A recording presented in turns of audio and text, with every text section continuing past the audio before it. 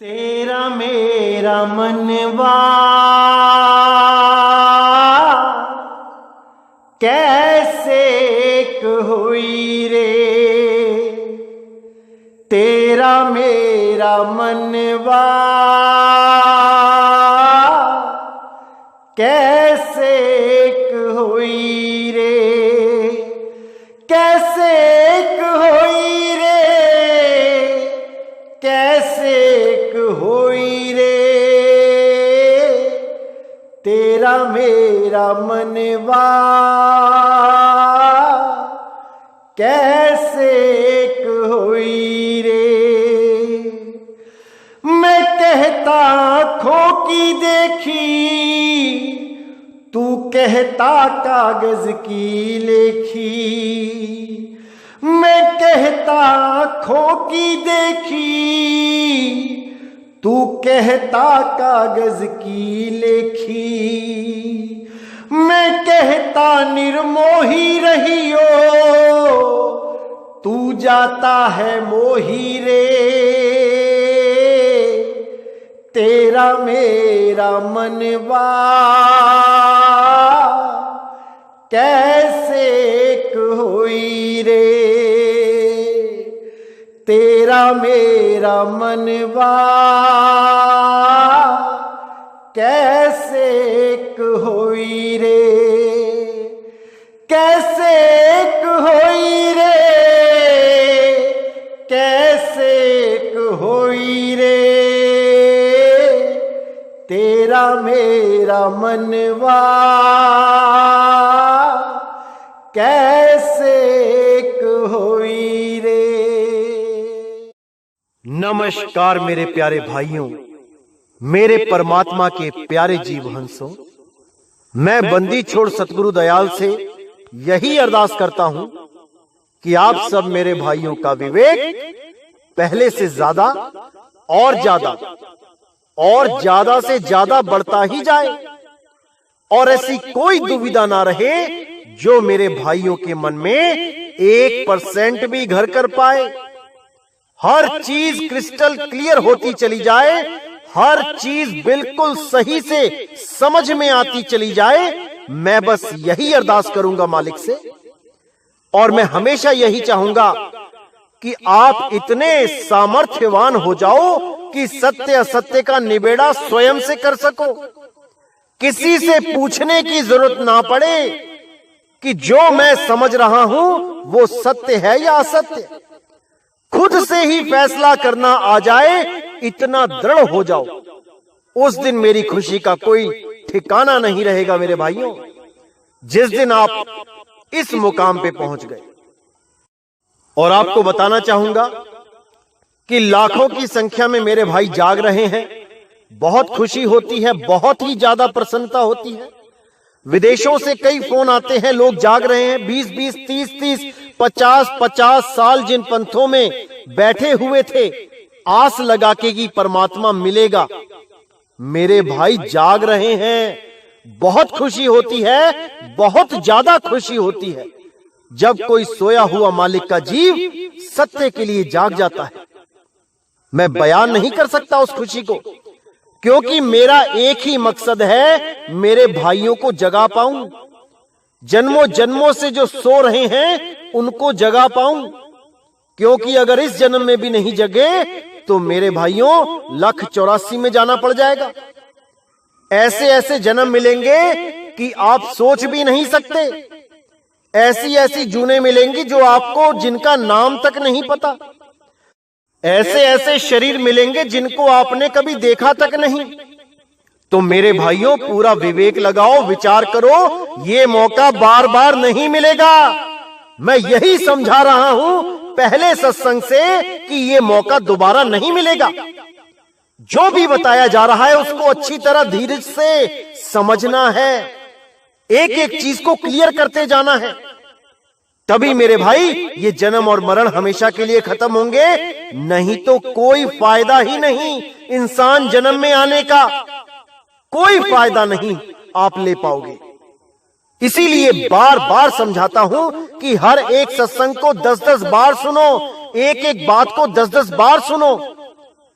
तभी समझ में आएगी, तभी रास्ता बिल्कुल साफ दिखाई देने लगेगा। लेकिन ये सब आपने ही करना है। मैं तो केवल सत्संग करके अपना फर्ज निभा सकता हूं, लेकिन इस सत्संग को समझना आपने है। आपने है मेरे भाइयों, आपने। तो आज जो हम वाणी लेंगे बहुत इंपॉर्टेंट वाणी है, और अगर आपने इस वाणी को सही से समझ लिया तो आपके दिमाग से यह भ्रम हमेशा के लिए खत्म हो जाएगा कि कबीर साहब गर्भ से आते हैं कि कहां से आते हैं, कि वो भी 5 तत्वों का शरीर धारण करके आते हैं या वो कुछ और ही हैं। आज ये भ्रम का पर्दा आपका उठा दिया जाएगा। गुरु ग्रंथ साहिब से अच्छी तरह समझना है क्या कहती है वाणी। तो अंग नंबर 325 पे जब आप देखेंगे तो कबीर साहब की वाणी वहां पे दर्ज है। इसको अच्छी तरह समझना है गहराई से, क्योंकि हर वाणी पढ़ तो कोई भी सकता है और उसके अर्थ भी समझ सकता है डिक्शनरी में देख के या किसी से पूछ के, लेकिन उसके भाव को पकड़ना सबके बस की बात नहीं होती है। उसके लिए आपको परम विवेकी बनना पड़ता है, नहीं तो आप भी केवल लिखे हुए शब्दों में ही उलझ के रह जाओगे। उस भाव तक नहीं पहुंच पाओगे जिस भाव में वो वाणी बोली गई है। तो आज हम इस वाणी का खुलासा करेंगे कि क्या कहती है वाणी। अस्थावर जंगम कीट पतंगा, अनेक जन्म किए बहुरंगा। ऐसे घर हम बहुत बसाए, जब हम राम गर्भ होई आए। अब यहां पर ये जो लाइनें लिखी हैं, इसको पढ़ के बहुत से लोग ऐसे भ्रमित हो जाते हैं कि देखो कबीर साहब खुद कह रहे हैं कि अस्थावर जंगम कीट पतंगा, यानी मैं भी इन जूनों में भटकता हुआ इंसान जन्म को प्राप्त हुआ। अनेक जन्म किए बहुरंगा, यानी बहुत से जन्मों में मैं 84 में भटकता रहा। ऐसे घर हम बहुत बसाए, ऐसे शरीरों में मैंने बहुत बार वास किया, ऐसे घर बहुत बार बसाए। जब हम राम गर्भ होई आए। अब देखिए कि इस वाणी में क्या भेद छुपा है। एक एक चीज समझ में आएगी जब उस भाव को पकड़ोगे, जब उस भाव को जानोगे कि कबीर साहब क्या कहना चाहते हैं, तब आपको ये वाणी बिल्कुल खुल के बिल्कुल सामने प्रकट हो जाएगी और एक एक शब्द पे आप चिंतन करने लगोगे। तो इसमें बड़े गुप्त रूप से कबीर साहब ने ज्ञान को खोला है, जीवों को जगाने के लिए बोला है कि भाई तुम 1,84,000 में भटकते हुए आए हो, अभी चेत जाओ, वरना ऐसे ही घर और बनाने पड़ेंगे। ये जीवों को समझाने के लिए बोला है, ना कि वो खुद 1,84,000 में भटक रहे हैं।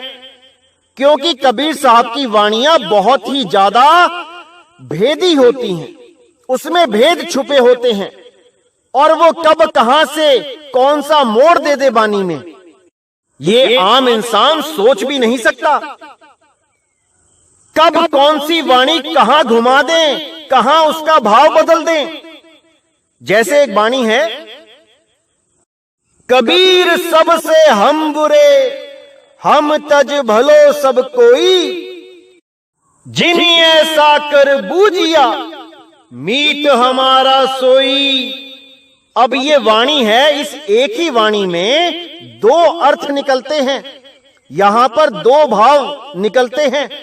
लेकिन जो अज्ञानी जीव होगा वो एक ही भाव में पढ़ेगा पूरी वाणी को।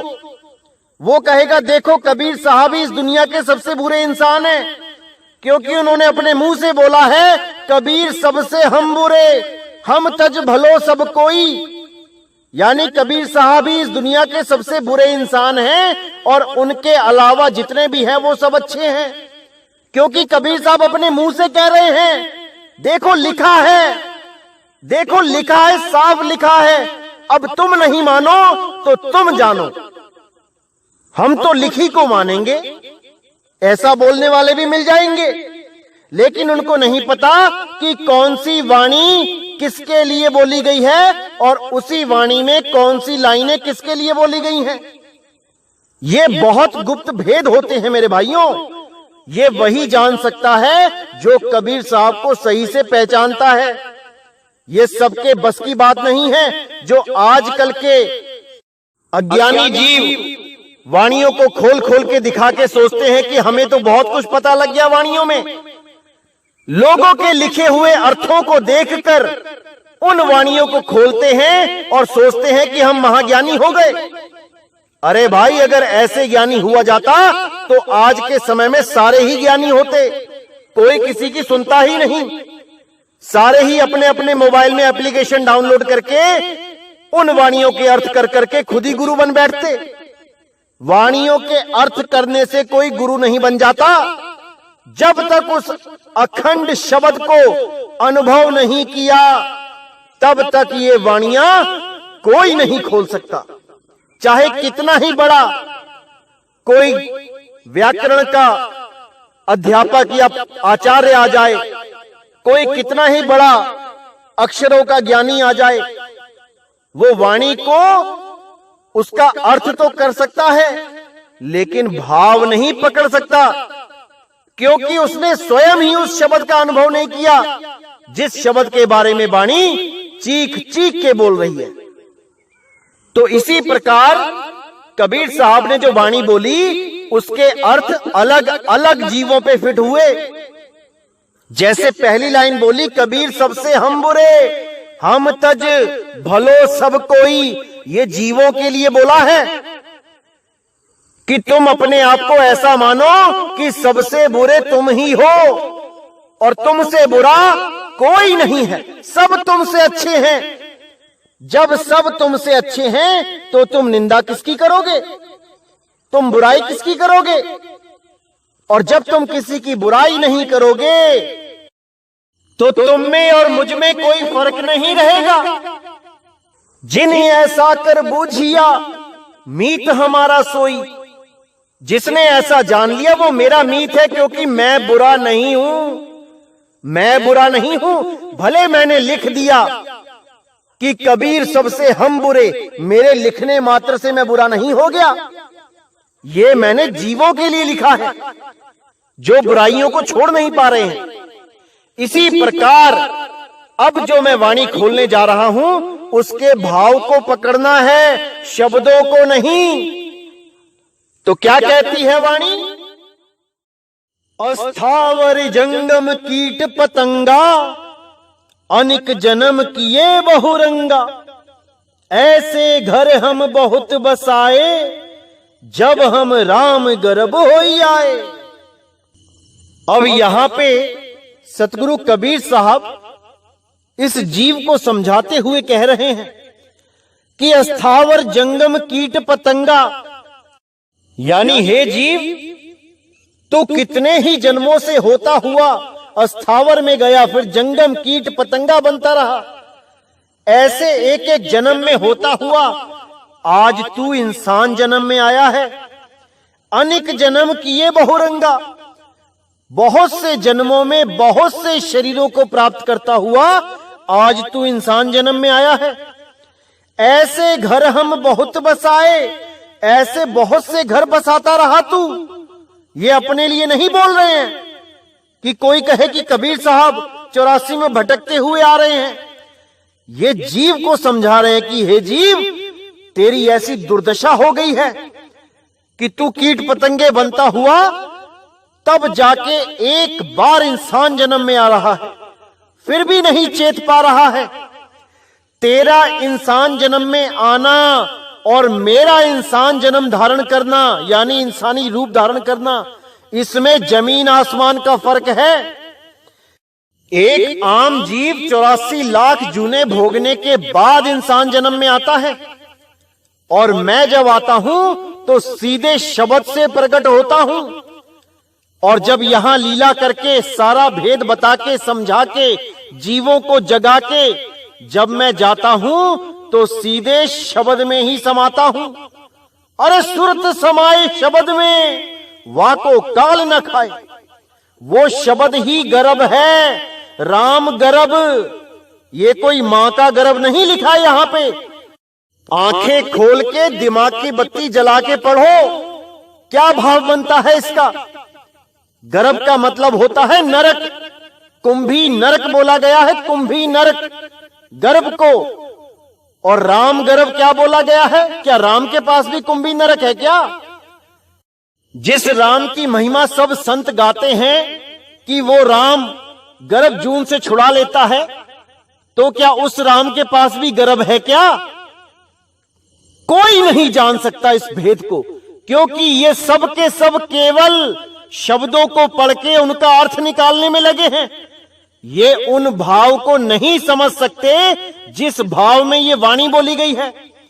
ये कबीर साहब ने बिल्कुल सत्य लिखा है यहां पे कि जब हम राम गर्भ होए आए, यानी जब मैं शब्द गुरु से निकल के सीधे यहां इंसान जन्म में प्रकट हुआ, तब मैंने उन जीवों को समझाया जो 84 लाख जन्मों के बाद एक बार इंसान के जन्म को प्राप्त कर रहे हैं और फिर भी नहीं चेत रहे हैं, फिर भी काम क्रोध लोभ मोह अहंकार में उलझे पड़े हैं। उस सत्य को जानने की कोशिश नहीं कर रहे जिसके द्वारा उनका जन्म मरण खत्म हो जाएगा। तब मैंने इंसान रूप धारण करके इस जीव को समझाने की ठानी और मैं राम गर्भ से होता हुआ इस दुनिया में आया। और जब अपनी लीला पूरी कर देता हूं, सबको समझा देता हूं, तो फिर उसी राम गर्भ में समा जाता हूं। यहां राम गर्भ का मतलब शब्द है, शब्द गुरु है। शब्द गुरु सुरति धुन चेला, उसी शब्द में से आए, उसी शब्द में समा जाएंगे। ये कोई मां का गर्भ नहीं लिखा है यहां पे कि अगर आप कबीर साहब को गर्भ से पैदा होने वाला एक आम जीव घोषित कर दो, ऐसा नहीं हो सकता। हर वाणी में कोड लगे होते हैं और इन कोड को खोलने के लिए ही मैं यहां आया हूं। हर कोड को खोल दिया जाएगा 2020 के अंत तक। आप बस अच्छी तरह समझते रहिए कि क्या बताया जा रहा है।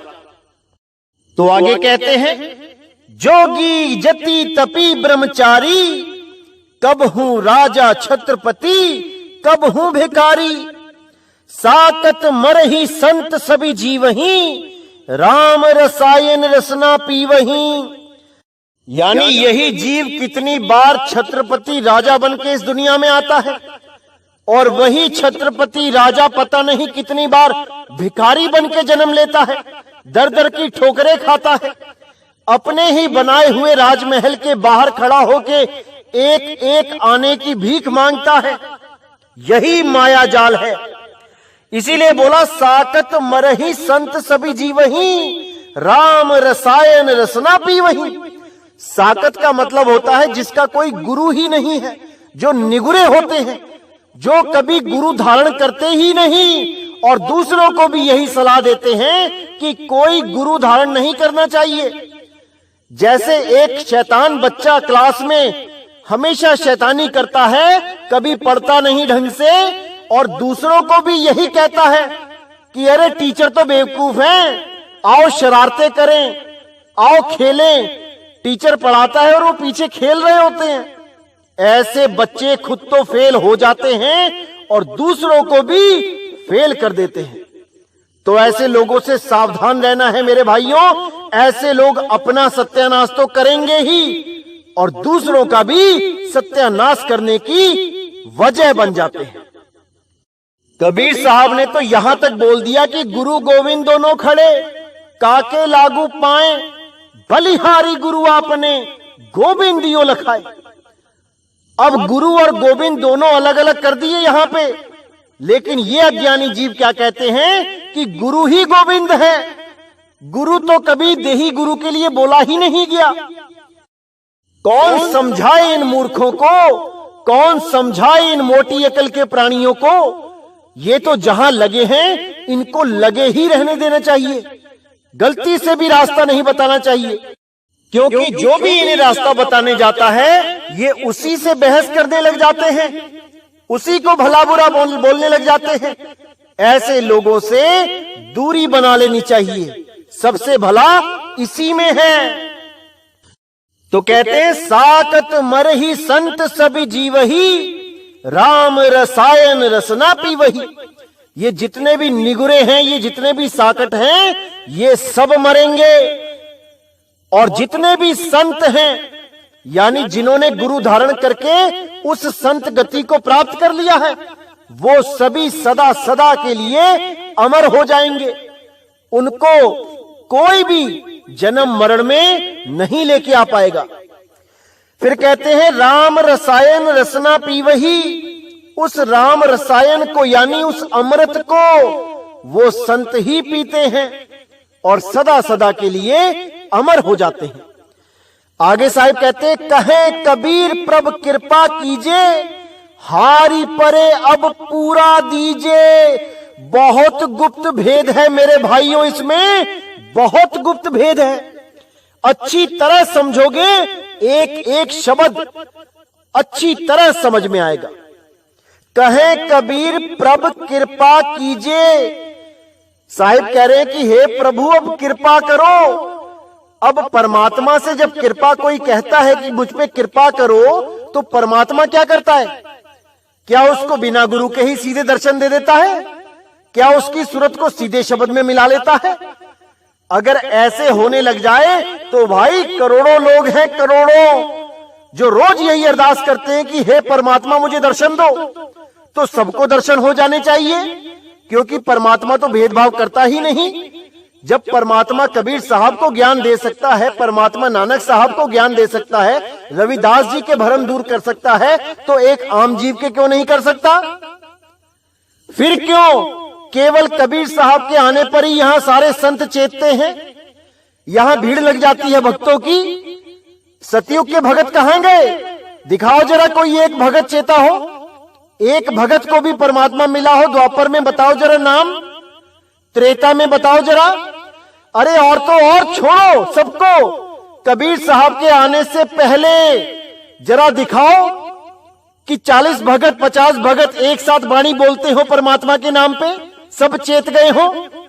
या कबीर साहब के जाने के बाद दिखा दो, 30-40 भगत कोई और नाम बता दो जो कबीर साहब के जाने के बाद जिनको परमात्मा ने दया कर दी।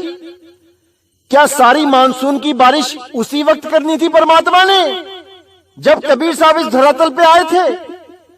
कबीर साहब के साथ जैसे ही वो आए, मानसून की बारिश आ गई, सब चेत गए, सबको परमात्मा मिल गया।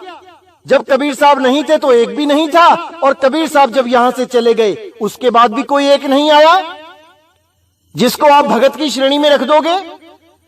सारे भगत क्या केवल कबीर साहब के समय पे ही आने थे? उससे पहले और उससे बाद में क्या परमात्मा ने कृपा करनी बंद कर दी थी? कोई विचार नहीं करता। सबके सब उठा के कबीर साहब को एक आम जीव बना के घोषित कर देते हैं कि कबीर साहब भी एक भगत थे। अरे वो ऐसा भगत था जो बिना गुरु के इस धरातल पे ज्ञान लेके आया था। वो ऐसा भगत था जिसको तुम एक आम इंसान बना के रख दिया। वो ऐसा गुरु था, सारे भक्तों में वो ऐसा भगत था जो सबसे पहले चेता था।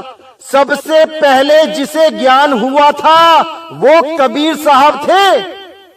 उन्हीं के बाद लाइन लग गई भक्तों की, जिनको आज हम कहते हैं कि उसको परमात्मा मिला, उसको परमात्मा मिला। कबीर साहब से ही शुरुआत हुई थी और कबीर साहब से ही अंत हो गया सबका। नहीं तो कबीर साहब के बाद बताओ जरा किस किस को परमात्मा ने दर्शन दिए? कबीर साहब के द्वारा ही ये नदियां बहाई गई अमृत नाम की। जो जो उसको पीता रहा वो अमर होता रहा। और कबीर साहब के उन पंथों से जब ये नाम हट गया, मिट गया, जब काल के दूत प्रवेश हो गए, तो सब के सब पंथ जीरो हो गए। लेकिन एक पंथ है जो कबीर साहब ने बहुत गुप्त तरीके से चला रखा था, जिसका उजागर अब होना था, और वो है मदन साहिब। मदन साहिब के द्वारा ही कबीर साहब ने इस पूरे विश्व में सतनाम का डंका बजाना निश्चित किया हुआ था। ये सब मैं बताऊंगा। मदन साहिब का जब ग्रंथ खोला जाएगा तब आपको एक एक चीज समझ में आएगी। अभी आपको समझ में नहीं आ रहा है कि मदन साहिब के ग्रंथ में क्या क्या लिखा है। जब ये सब खोला जाएगा तब आपको पता लगेगा कि मदन साहिब को इतना गुप्त तरीके से क्यों रखा गया था। क्यों किसी को नहीं पता कि मदन साहिब भी कोई संत हैं जिन्हें परमात्मा ने स्वयं एक इंसान के रूप में आके, बंदी छोड़ कबीर साहब ने एक इंसान के रूप में आके उनको ज्ञान दिया, उनको सार शब्द का भेद दिया। ये सब बताया जाएगा। समय का इंतजार करें मेरे भाई। तो कहते हैं, कहे कबीर प्रभ कृपा कीजिए, हारी परे अब पूरा दीजिए। यानी साहिब कह रहे हैं कि हे प्रभु अब कृपा करो किन पे? इन जीवों पे। और जब प्रभु कृपा करता है तो क्या होता है? प्रभ कृपाल कृपा करे, नाम नानक साधु संग मिले। जब प्रभु कृपा करता है तब साधु का संग मिलता है और उस साधु के द्वारा नाम मिलता है। दाना सिरदान नामदान। और जब नामदान मिलता है तो जन्म मरण का भ्रम खत्म हो जाता है। ये जन्म मरण एक भ्रम ही है कि मैं मर रहा हूं, मैं जी रहा हूं। अरे तुम अमर बीज हो, तुम अमर आत्मा हो। ये भ्रम जब तक खत्म नहीं होगा कि मैं मर रहा हूं, जी रहा हूं, तब तक तुम अपने स्वरूप को प्राप्त नहीं कर सकते। इसीलिए सबसे पहले अपने स्वरूप की बात की गई है कि जब तुम अपने स्वरूप को जान जाओगे तो जन्म मरण ऑटोमेटिकली खत्म हो जाएगा। जीवित मरिए भवजल तरिए। जीवित मरिए का मतलब ये नहीं कि गोली मार लो। जीवित मरिए यानी कि जीते जी अपने स्वरूप को जान लो कि तुम अमर हो और तुम्हारे शरीर का सदा सदा के लिए अंत हो जाएगा, क्योंकि तुम शरीर नहीं हो। तुम शरीर नहीं हो, तुम एक अजर अमर अविनाशी जीव हो। और यही जीव जब परमात्मा की दया होती है तो पीव अवस्था को प्राप्त करता है और सदा सदा के लिए मुक्त हो जाता है।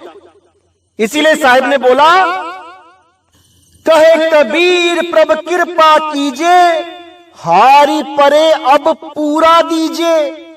हारी परे अब यानी हार गए गुरु बना बना के। ये अधूरे गुरु बना बना के, देहधारी अधूरे गुरु बना बना के हार गए।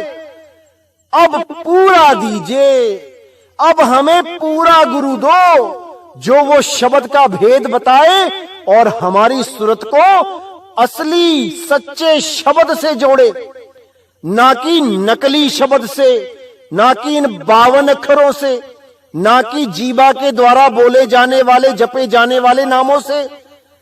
कीर्तम नाम कथे तेरे जिहिबा, सत्य नाम तेरा परापुर बला।